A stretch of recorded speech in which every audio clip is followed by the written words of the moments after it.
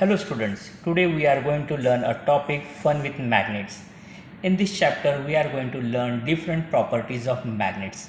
So let's see the different properties of magnets. Students, here I have taken some iron fillings and one bar magnet. Now see, when I bring this bar magnet towards the iron fillings, what you observe? See here iron fillings gets attracted to the bar magnet, but if you observe properly you will see the most of the iron fillings are attracted towards the end poles. From this we can conclude that the magnetic force is concentrated at the two ends of the magnet. Now let's see the second property of a magnet. Students, this is the north pole and this is the south pole of a magnet. If I bring the two like poles, that is two north poles, towards the magnet, then see what happens.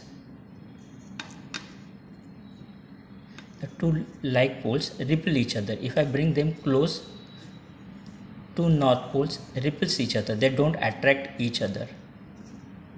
Similarly, if I bring the south pole towards the south pole, they will repel from each other. Now, suppose if I bring the north pole of one magnet and south pole of another magnet, they will attract each other. So what we conclude from this?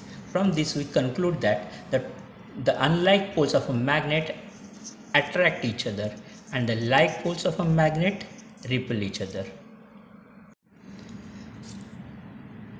Students, now we are going to learn the third property of a magnet. For that I have taken one bar magnet and thread. Now I am going to tie a bar magnet with thread. Now students, I have tied this bar magnet with a thread, and when I suspend this bar magnet freely in the air, what you will observe?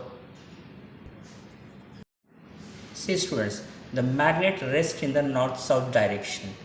So what you observe from this? From this we conclude that the magnet, when it is suspended freely in the air, it always rests in the north-south direction.